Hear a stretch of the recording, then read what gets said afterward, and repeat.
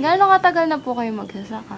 Anak ko, pagka itatanong mo anak yung tagal, 1972, 1972. nagsasaka na ako. Paano niyo po madidescribe yung buhay ng isang magsasaka? Yung para po pang araw-araw na buhay niyo. Alam mo, ayos din. Kung hindi yung lupa ni sinasaka ko, hindi ako makapagpaparal na.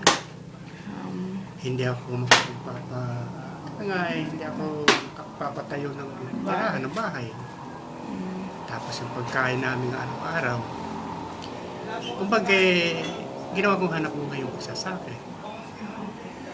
Ang naging sistema lang, patagal ng patagal. Alam mo naman yung kumbaga pahirap yung technology ng pagsasaka natin.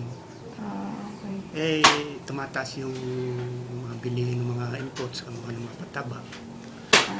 Samantala nung araw, alam ng mga insecticide nung araw. Alam ng pataba.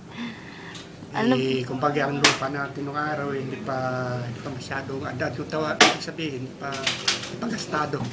Okay. Kaya hindi pa kailangan ng mga pataba. Pero ngayon, napakahirap na ngayon magsaka, magastos na magsaka ngayon. Paano niyo po napapanatiling malakas yung katawan niyo? Mahina nakatawa ko. Kumbaga, sabi ka nila, kung hindi nga raw ako nagsasake, baka matagal na akong patay. Ibig sabihin, natitikman ko yung mga gulay, mga sariwang gulay, kung bibili ka lang at nala kang pambili, magtitis kang hindi kumain ng gulay. Samantalang may taniman ako ng gulay, pwede akong mag-ani. May taniman ako ng palay, pwede akong mag-ani. Ano po kaya yung ligaya at pighati ng isang magsasaka? Pag hindi ka nag-ani, wala. Pag nalugi ka, patay, yun ang pighati. Okay. Pagka nag-ani ka naman, maganda. Hindi mga technician yan. Sir J, alam niya. Pag nag-ani kami, maganda, maligaya kami. Pati yung aming mga boss doon sa kanila, sa agriculture, maliligaya. Pagka nakabalita ng aning magaganda sa kanilang mga nasasakupan. Ano po yung kaisipan niyo tungkol sa ekonomiya at sistema ng pagsasaka? Ekonomiya.